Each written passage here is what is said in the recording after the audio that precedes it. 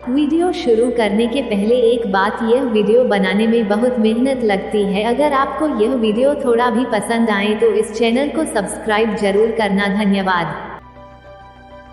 जब हनुमान से हारे शनि। शनि के नाम से ही हर व्यक्ति डरने लगता है।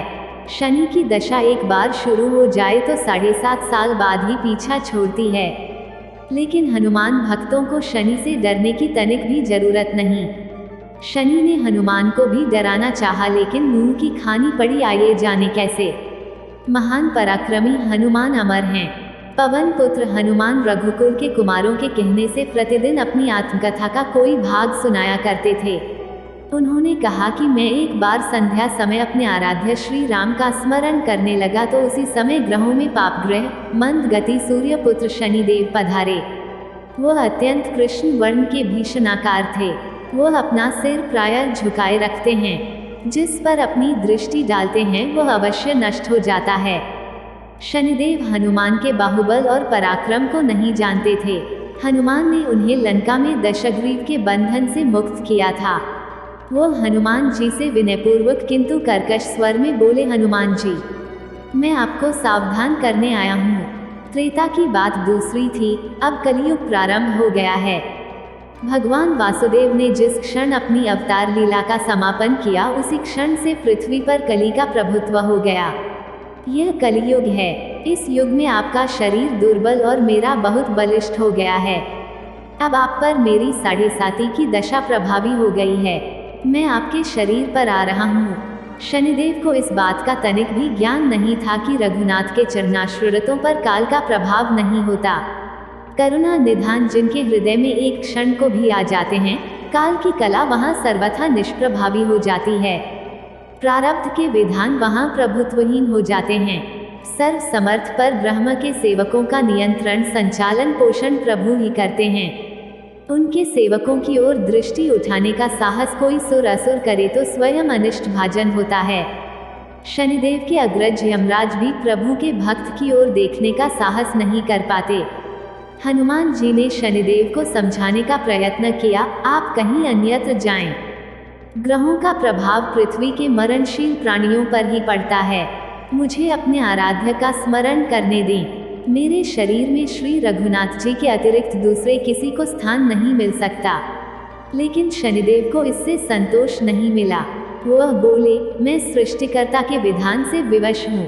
आप पृथ्वी पर रहते हैं, अतः आप मेरे प्रभुत्व क्षेत्र से बाहर नहीं हैं। पूरे 22.5 वर्ष व्यतीत होने पर 7.5 वर्ष के अंतर से 2.5 वर्ष के लिए मेरा प्रभाव प्राणी पर पड़ता है, किंतु यह गौण प्रभाव है। आप पर मेरी 7.5 आज इसी समय से प्रभावी हो रही हो। मैं आपके शरीर पर आ रहा हूँ, इसे आप टाल नहीं सकते। फिर हनुमान जी कहते हैं, जब आपको आना ही है तो आइए, अच्छा होता कि आप मुझ वृद्ध को छोड़ ही देते। फिर शनिदेव कहते हैं, कलयुग में पृथ्वी पर देवता या उपदेवता किसी को नहीं रहना चाहिए।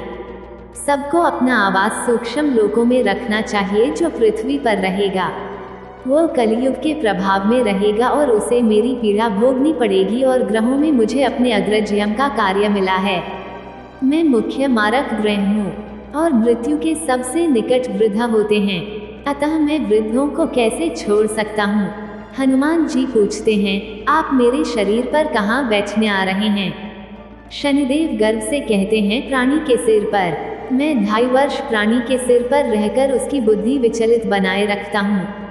मध्य के 2.5 वर्ष उसके उदर में स्थित रहकर उसके शरीर को अस्वस्थ बनाता हूँ व अंतिम 2.5 वर्ष पैरों में रहकर उसे भटकाता हूँ।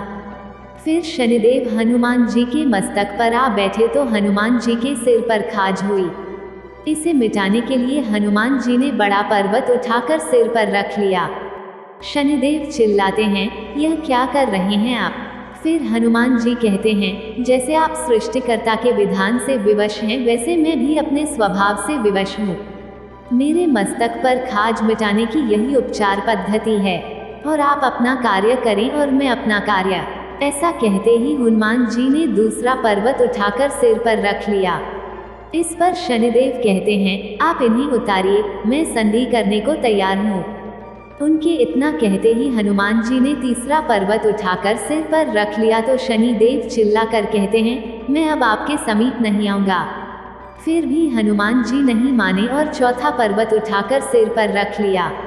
शनिदेव फिर चिल्लाते हैं, पवन कुमार, विस्मयादिबोधक चिन्ह, त्राहि माम ताहि माम, रामदूत, आंजनेयाय नमः। मैं उसको भी पीड़ित नहीं करूंगा जो आपका स्मरण करेगा।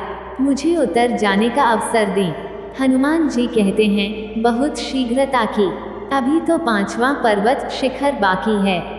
और इतने में ही शनि मेरे पैरों में गिर गए और कहा, मैं सदैव आपको दिए वचनों को स्मरण रखूंगा। आघात के उपचार के लिए शनिदेव तेल मांगने लगे। हनुमान जी तेल कहाँ देने वाले थे? वही शनिदेव आज भी तेलदान से तुष्ट होते हैं।